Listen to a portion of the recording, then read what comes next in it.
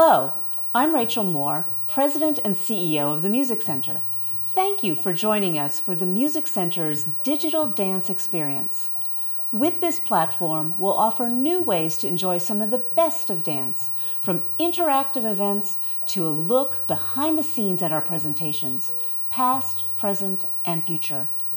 Our Inside Look evolved from our Glorya Kaufman Presents Dance at the Music Center series, where you can watch and engage with significant works from some of the world's most prestigious ballet and contemporary dance artists.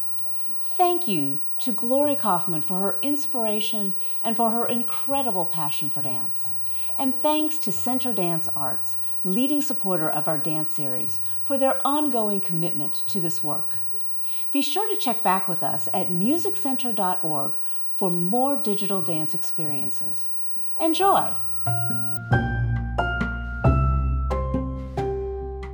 Hello, I'm Martin Wechsler, the Senior Advisor for Dance Presenting at the Music Center.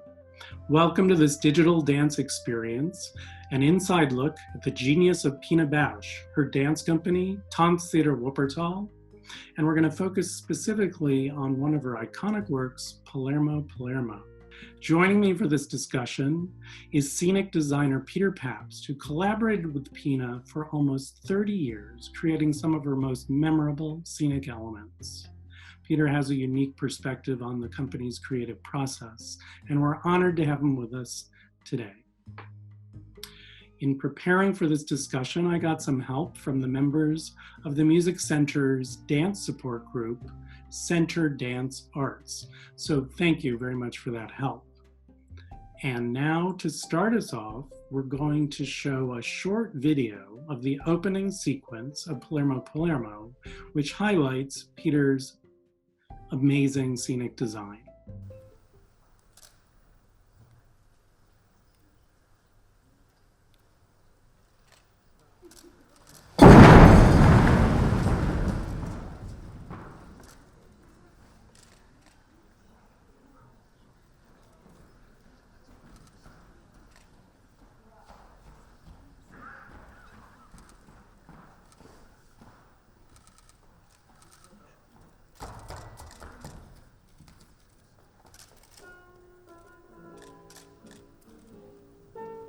Welcome, Peter.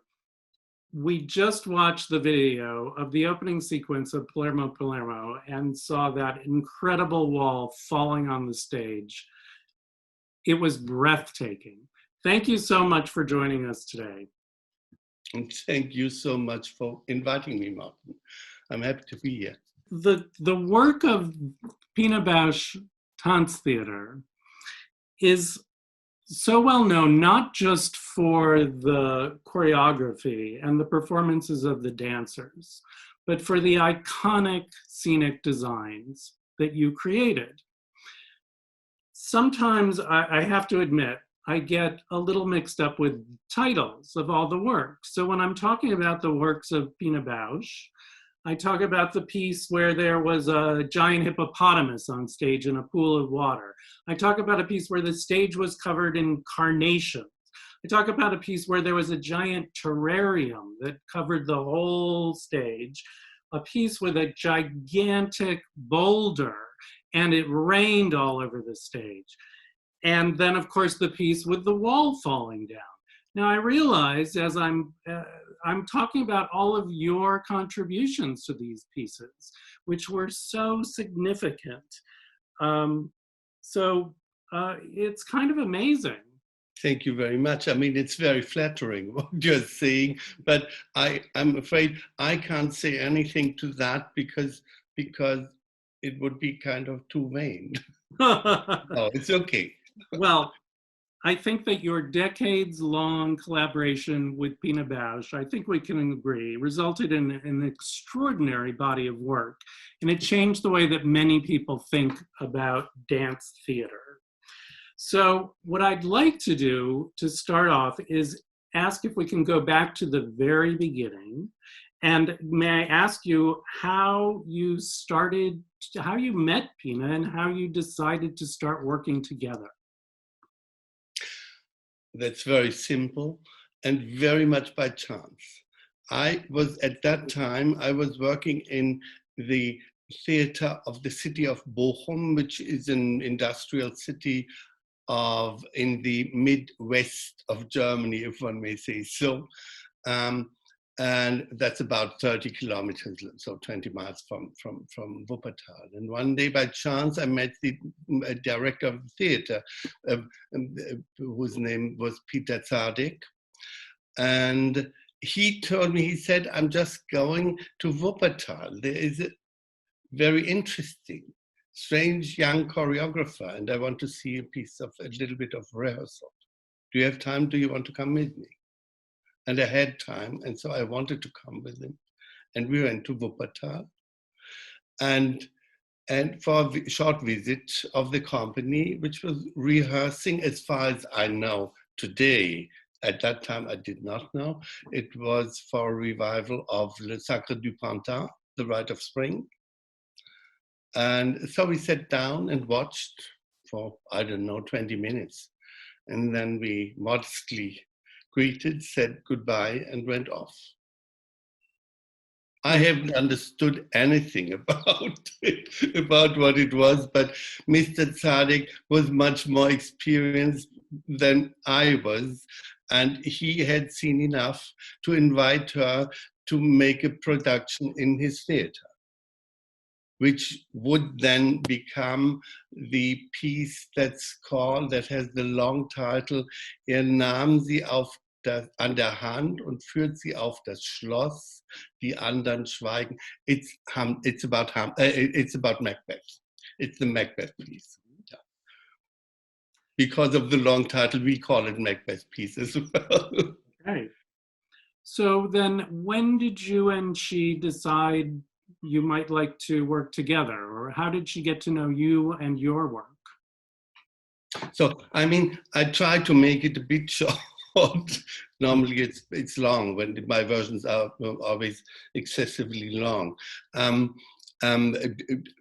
She then did the production in Bochum, and so we met very often, especially after rehearsal time, afterward at night, and went and had long, rather barrels than bottles of red wine.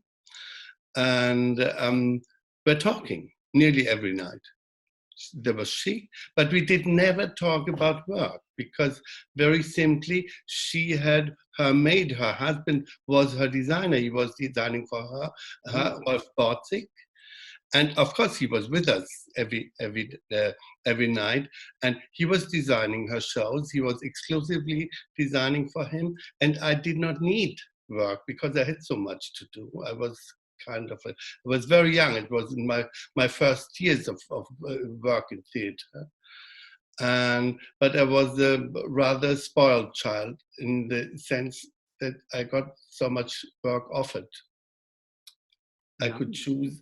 And I did not expect something from Pina or for Pina or whatever. So fast forward to the first time you worked together. How did that come about? Yeah, and that happened very simply. So this was the first part of the story, and the other one is much more sad, because Rolf, her designer, he passed away very early. Some years ago. In 1980, he passed away very young, in his 30s. And that was when I got a phone call of Pina asking me if I could not come to Wuppertal and meet her once to talk. Because she had started to do a new production, a new piece. And then she was so much over all of that, of course, she did not even realize that she might need somebody to continue to do the design for the set in the continuation of the work. And so that is how when she called me, and I went there. And so you both agreed to try to work together. Yeah, it was a longer conversation. I was not very keen on it, to be Oh, honest, really? because it did not mean anything for me. I was just happy how it was, however it was. And above all, I mean, it's easy to imagine that it was a situation you could easily burn your fingers as a designer, getting in to a company where the man she lost the love of her life, and I would sneak in and take over. I mean, not so easy. I can see where that would be difficult, Yeah. but it seems like it worked out. But then at the end, I saw all the dancers of the company moving around silently, understanding how she felt and what had happened to her. And so they very, like little dwarfs, they tried to care about this and that. She was not able to care about. And this was so sweet to see. I have the image. I still remember that very, very clearly and very much alive. And at the end, there was the Czech dancer, Jan Minarik, who came and looked into my eyes, came in front of me, looked into my eyes and said, "Peter, I beg you, come." And I just melted in this moment, melted away, forgot all my care about myself. Or no, how can I say? I was yeah. So what piece was that you were working on, the very first piece? It was a new piece, and this was then called 1980, because that was the year when it happened. Okay. Yeah. Yeah. And how did you actually work with the company? What was the way that you and Pina interacted? Different choreographers work with their designers in different ways. So, for example, I'm just making this up, but I can imagine in the past when Martha Graham got a score that she really liked, and she decided to make a piece called Appalachian Spring. And she had a long-time artistic collaboration with a visual artist, sculptor, Isamu Noguchi. And I imagine she called Mr. Noguchi and said, "Hey, I got this beautiful music from Aaron Copland, and I'm making this piece. It's going to be set on the American frontier, and I need a house, and I need a fence, and can you design something like that?" Then on the other end of the spectrum, there's an artist like Merce Cunningham, who would work with famous visual artists like Robert Rauschenberg or Jasper Johns, and my understanding is that he gave them no direction at all whatsoever, and just said, "Would you create decor for my new piece?" And they said, "Of course I will." And Merce didn't even know what the decor was going to be until it loaded into the theater for the opening night. And then that's what it was. How did you and Pina work together? How did you arrive at the scenic design for the works? I mean, it was different already in the sense that because of her way of approaching and doing pieces. Because when she started, she did not have a story. She did not have the beautiful music of somebody or something like that. There was nothing that could be a structure of a new piece. And it was just a search, and it was like a search in the fog, rather. And so that means there was nothing for a designer. There was nothing to design for. So it needed a different approach. And we both, one might believe it from me or not, but I also, as much as I talk in normal life, I don't talk very much about work and in work. And so in this sense, we were quite similar. And it was a completely different because nobody could give a hint. Nobody could give. I remember when we started the first years, I from time to time would carefully and rather in shy way ask her, "Pina, do you have an idea where that might be going towards?" And I would always get the same answer. Yeah, you know, she would say to me, I always listen into myself, but there is something is covering it still. It does not come out yet. And after having got that answer for 5 or 6 years, even I am able to learn these simple things, so I did not ask anymore. So you were basically, were you just left on your own to come up with the idea for the scenic design? Yeah, we did not speak about design, about ideas, because there were not ideas at that moment. Wow. And So it was like playing around. I mean, like you sit down and have a pencil and draw, make sketches, whatever. It's a way of thinking, and you can, in the same way, you can work in a model box as a designer. I see. Just like getting lost in your thoughts and having some ideas which do not have any relation to what is going to happen, because you don't know what is going to happen. So The connection, I mean, it sounds like a contradiction to the results at the end, because I think one of the extraordinary qualities of these collaborations are that these sets and what is on stage is extremely, at the end, extremely, how can you say, related, connected to what is going to happen, to what happens on stage in the piece. It looks like having been clear from the very beginning, nothing. So how did you come up with the idea of the wall? What was the inspiration, or what made you think, first of all, of creating a gigantic wall, and second of all, having it collapse in the very beginning of the stage? I mean, that's an incredible piece of theater that you created that then sets the course, as you said, for it seems like for the whole work. Yeah, I thought before, this is already quite a good example of things, how things can happen. In this case, it looks like an idea. It was not the set then.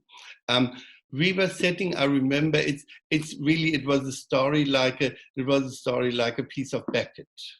We were sitting, Pina at that time, and all the years, she had her rehearsal studio in an old cinema, having been built like from the 50s. Mm-hmm. And in Germany, I don't know how it was in the United States, cinemas had a very, very special way of, how do you call it, covering the walls. Mm-hmm.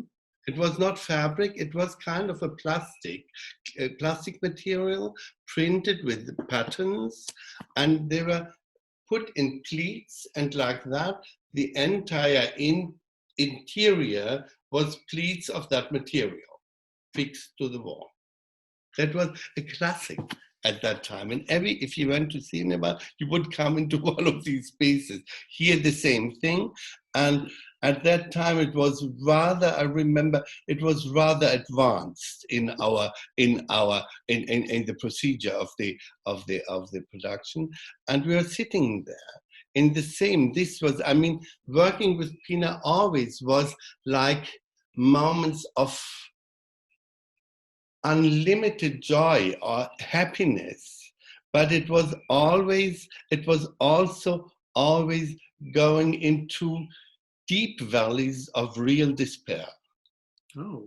Where you don't know what to do anymore. I remember I was sitting around, thought something must happen now, or I'm going to explode, or whatever, something must be. So into deep, where we did not even dare to speak to each other, because I felt ashamed because I had no better idea than I had shown before. Mm-hmm. Also there I had tried certain things, and we never discussed even that, because I did never insist. I don't think this is a good way of collaboration. So, if I present something, it was with Pina, it was always like that. I would put a picture, a drawing or whatever on her table. And if she would not have watched it until the end of the rehearsal, I would just take it away. And because then it was not good enough for me. And I never argued for some proposal or a sketch or an idea, because I think or it works by itself and is convincing, or it's not good enough. It's very simple. And I think it has to be, because in the arts you have to be generous. The arts cannot be like counting peas or having the right idea or something like that. I never had that. And so this was the approach, and in this case, we were sitting in this former cinema, completely desperate, not talking, not saying one word, both of us, because we did not know what we should say. She did not get along with her piece, and I did not get along with any decent or convincing idea for the set, and that was our situation, and time was running out. And in this moment, she was sitting, and there was a hole, this famous pleated material, someplace was rotten. There was a hole in it. And behind you could see the bricks of the wall. And at that moment, Pina said to me, somehow, just for saying something, she said, look there, it looks like a ball behind a curtain. And that End of story. Okay. No, that was not the wall. End of the story. It was 10 minutes silence. And I would say, well, we can have a wall. 5 minutes silence. She, how do you mean? And I said, a wall in the proscenium. 5 minutes silence. And how do you want to get rid of that? Another 10 minutes silence. And I was saying, we can throw it down.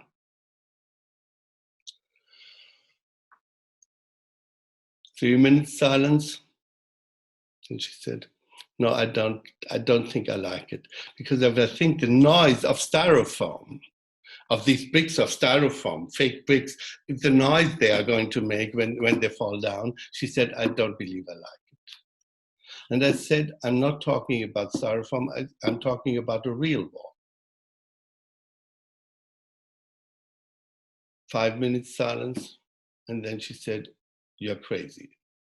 And that was the birth of the wall. Because it perhaps it needed the last contradiction, you're crazy, because I'm like some kind of dogs. If there's something that resists, or people do not want something, then I bite into their leg and I don't let it go anymore. So this turns for me the situation. So yeah. When I saw that happen for the first time, when I saw the premiere of this work in the Brooklyn Academy of Music in I think it was 1991, and you see the curtain open, you see the wall, and then you see it crash onto the stage, and you know this is cinder blocks. It's unbelievable. It's such a huge effect. And of course, I want to know how you actually achieve that, but I also, it's so mysterious. I mean, that I don't want to know. I kind of like not knowing how you achieve this amazing theatrical effect of this actual wall actually falling, and you do that night after night after night. If you're running the show for a weekend, you have to rebuild the wall, you have to crash the wall, you do the show, clean it up, rebuild the wall. It's amazing. So do you talk about how you achieve that effect, or do you like to keep it a mystery? No, we can talk about it. I'm never going to tell the truth. But we can talk. I'm happy to talk about it. Now, it is, I mean, for somehow also that is a part of working with Pina, me working with her. Because I always, when we were thinking, and I think it's like that, one has to make for design, for the artistic side of it, I have to be free, and my fantasy has to be free and has to fly. If I think in that moment already, in the moment right before the birth of an idea, if I already think of what that technically means, I would never have the courage to really think of it, to really go that way.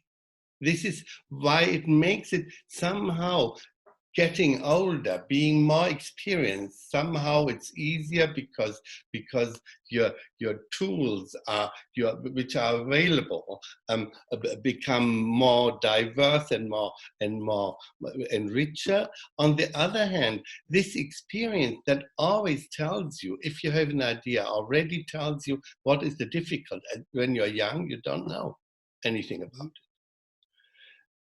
And that makes it more difficult as well. So anyhow, when we're talking about, I was always promising everything to Pina. Whatever came to my mind or whatever she asked, I was promising without knowing how that works and how that can be achieved. And usually it was things that included problems which usually it was like a tradition, like even more like a, how does one say, a rite, ritus, right? So like a tradition, that they're always with the technical personnel, technical director, the heads of the workshops and the stage crews would say, no, it's impossible. But I think this is important. have been telling my assistants, if you design for yourself and you do not come to the point where people say, no, it's impossible, then you have not longed far enough. Wow. You must long there. But if they say no, you have to be pretty good, because then you have to do it alone. Then they are not going to help you anymore. So this was part of the game. And of course, only in this moment, it starts to become exciting. If you do things, think about things and suggest things which are already experienced, which have been experienced, which are known, have been made, it's not really exciting. So was the wall, did you have other ideas besides the wall that didn't work out for Palermo, or you rejected those ideas? Yeah, I usually have more than one design, because in this way, one, like I said before, it's like doing sketches, like thinking with a pencil, thinking in a model box. You do something and you come to some results, and sometimes they are nice, but as I said, if they are not convincing enough, then I leave them away, put them away. So, I'm somebody who easily, it's the same thing the other way around. If Pina would tell me, and she did sometimes, would tell me some thought concerning set, and this would open a door in my head or in my feelings, then I would immediately use it. But if it did not open a door, I could not use it. Right. It's the same thing. And this is not a question of power, of fight or whatever. I think it has to be, if a collaboration is fruitful, it has to go like that. So in this sense, certainly I had done more, I had tried more different things, but it had not come. And this thing I thought was, somehow this, I remember I had the feeling this is it. It should be done. It should be done. And she apparently agreed with you. Yeah, if she does not say no anymore, this was also like that. If she does not say no anymore, then I know she likes it. So let me ask you a question about when you came up with this idea for the wall, and Pina and you both agreed that it was the way you wanted to have the piece look. Yeah. At what point was that during the creative process? Have the dancers already been dancing? Have they created some other content? Or is this at the very beginning? And the reason why I'm asking this is I'm just curious about dancing on that stage or performing on that stage with a broken wall all over the stage is very different than dancing on a plane, in a plane studio if you're rehearsing, or on a plane, bare stage. So, women are in high heels and they've got to climb over cinder blocks, and it's up and down and there's holes. It seems like it's somewhat dangerous. So did the dancers have to completely readapt what they were doing, or was it early enough on that the movement was created for that set? No, it was already pretty late, and this has been in all the 25 or 26 pieces I've made with her and I've designed for her. It's always the same thing. For a very simple reason. As we two agreed in one fundamental aspect of cooperation, that means that the set should not only be beautiful. That was not enough. It could be beautiful, but that was not enough. It must be more than that. It must be the right world, create the right world for what will once be the piece. So this is a conflict, but we didn't know the piece. That means that we made that decision very late. So usually, you might not even believe it. Usually we made the decision around 5 to 4 weeks before the premiere. Of all these complicated things, and there are partly of them, they are quite complex and quite extraordinary, and above all, they are all things that have not been done before on stage, and so you have to find out everything. You can't look about how that has been done. So it was always very late, and that means then I needed some time. I needed time to find out the constructive part of it, and I needed time to convince the workshops and all the tech personnel to do something they had rightly judged as impossible. This is kind of a complication as well. They can't imagine that, and you have to convince them and have to get them into a mood that they want to do it, and that they go and confront it. That needs time. Conclusion: we usually got on stage about a week before the premiere, not before. So this was the dancers. In the meantime, they would know, because we would then have been told. We never talked with the dancers about it, but then we would have telling them. But the real physical experience and the experience of what one can do in that set, and what is possible, what is not possible, that was very late, always. And they have been very, very fast. Pina was the fastest. She could, within seconds, understand which are the possibilities of a set. So, and I'm imagining that while you're thinking about this and designing it, you're not just designing it for one theater, one location in Wuppertal, but you're designing this to travel around the world, bringing cinder blocks with you wherever you go. It's a very time-consuming, and it seems very expensive undertaking to create these enormous scenic designs, but they then become so iconic because you take such a big risk in bringing these things that have never been done before. And I think that's what makes this work part of what makes this work so incredible. I thought there is another aspect as well. Now I could take the role of a teacher perhaps. Now there is, because I am convinced, fundamentally convinced, that a set should not tell to try a story.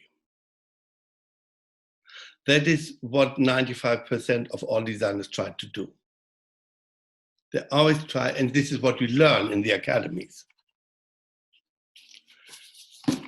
Read a piece, understand it or not understand it, and find a conclusion saying it should look like that. And then we try, as we are alone, we have no actors and no directors, nothing. We learn to design, we design it and try to find a way to tell the story with our design.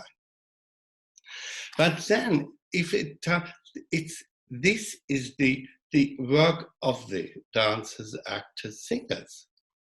They are much better in telling stories than a designer is. And that means very simply, and this was the fact of my design, and that explains perhaps how it comes that we have been so late and have been so indifferent for such a long time of the production period.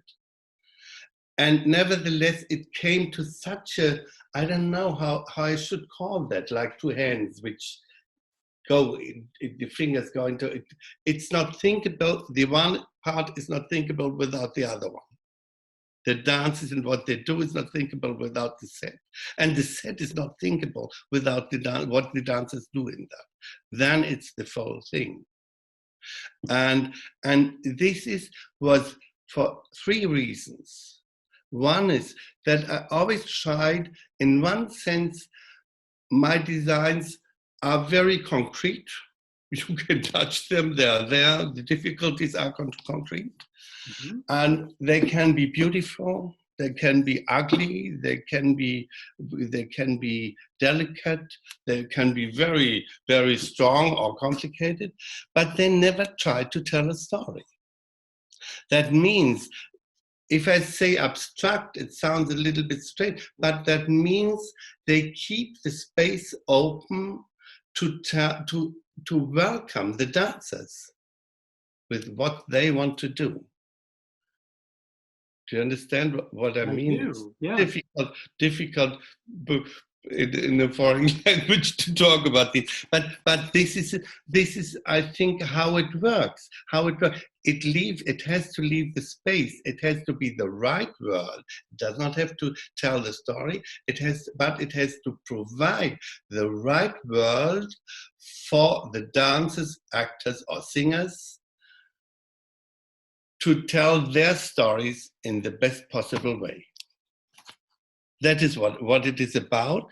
And like that, for me, the most beautiful moments was always when I could bring the ready-made set on stage, we could build it up, and then to see the dancers, watch it, go on stage, sneak into it. It was like an act of to conquer, no?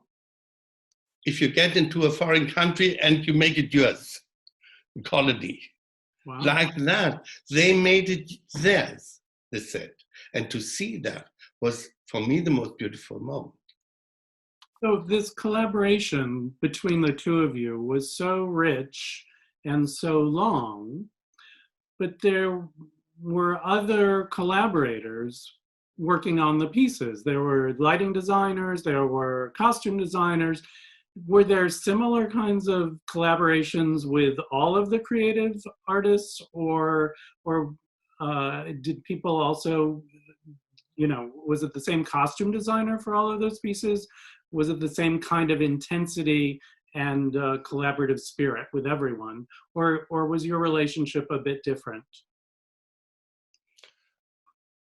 There were others. So for costume, there was Marion Zito, a former dancer, who then, when Rolf Borzig passed away and I came in, I did not care about the costume. I was a costume designer from the origin, but here I didn't care about the costume. Would have been too much. And together with all my other work. And so Marion, step by step, it was never decided. Things in Tanztheater have developed very silently, and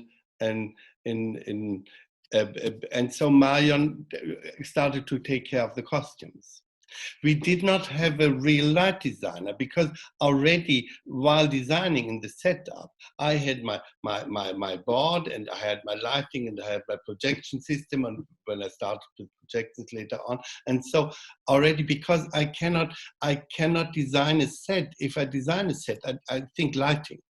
I think light. So it's not like that I think the piece that I'm going to build, and then we are going to light it. And the light had to come even later, because for the lighting you must have a certain idea about the piece. And this happened usually in the 2 nights or 3 nights before the premiere. And we did it so it was in the basics, it was already designed. We had the head of the light department, who is very good. He is a designer, of course, but he's the head of the light department in the company, and he would have installed by rough indications already put the lights, and then so we could then work very quickly. And this we did. It was Pina, myself, and he and myself, who would then work together, and we would work very quickly. A light designer, in the classical sense, would have committed suicide in this nightmare. Oh dear. Would have committed. It was like that. I mean, we made a piece. I made when I started with projections. This is the sharpest contradiction, projections and the production of Pinas, one could think of, because while I was trying editing some projections, in the meantime she would have changed the piece. Oh. So I could start from again. And when we did the piece Mazurka Fogo, there was quite projections were quite important. I remember I was still editing behind in the rear of the audience when the premier public was already sitting. It's like that. It's like that. It sounds like the creation of live theater is always coming down to the very last minute, but this seems like an extraordinary case. Yeah, I do think, I mean, I agree, not because I'm so brave or something, but I think because the fact that we met, Pina and myself met, this was a very special thing. Yeah. This was a very special thing. There must have been enough, how can one say, wires in the brain which were parallel. Even if we have been, in our personal kind, we have been completely different, we have been very different, like water and fire. Wow. That does not exclude a great harmony in central issues of work. You know, Peter, we've been talking for a long time, and I think we should probably bring this to a conclusion. But I want to ask you just a final question. If you can talk about, if you have a favorite memory of working on Palermo Palermo, or a favorite memory about working with Pina Bausch, or one of your favorite memories, if you could share that with us. It's a famous question, I know, but I'm afraid I cannot, because it very simply, somehow the way we collaborated, it was always very different, but somehow it remained the same as well. So every time it was the actual one, which was the most important and most beautiful memory. So I will leave it there, and I will just say thank you so much. We learned so much today from your speaking with us, and I really appreciate your time doing this. And speaking to our viewers, I just want to encourage you to watch Palermo Palermo, which you can do from your home. the Pina Bausch Foundation is streaming the full piece from their website. Perhaps I'm going to one tell thing you, is, yeah, it's good to see, and perhaps we have talked with Palermo, but always talks about the wall and forgets that there are quite stunning images in there. A wonderful moving sky with clouds moving around and things like that. So it's an entire, it is not only the wall, there is so much things that come together and which create, together with what the dance of the dances, what then comes very near to Palermo, which I like very much, and which is very special about that collaboration. I thought it once, the essence of our collaboration was that I think we encouraged each other to be courageous. This was the essence of our collaboration. it's a remarkable piece, and I'm so glad that we were able to spend some time talking about it today. And I encourage the viewers to watch the full piece live. It's streaming from the Pina Bausch Foundation's website, and we'll be posting the address, the URL for that site on the Music Center's website, but I'll also tell it to you. It's pinabausch.org/EN, the letters E and N for English, then /edition/film/Palermo-Palermo. So the little dash in the middle, not the word dash. I know that's a long one, but we'll post that, as I said, on the Music Center's website, which is musiccenter.org. And along with the link to the full version of Palermo Palermo, we will also have additional materials about Peter Pabst, about Pina Bausch, Tanztheater Wuppertal. So we hope that you can go to that website and enjoy them. Peter, thank you once again very much for joining us today. Thank you, Martin. It's been a big joy for me.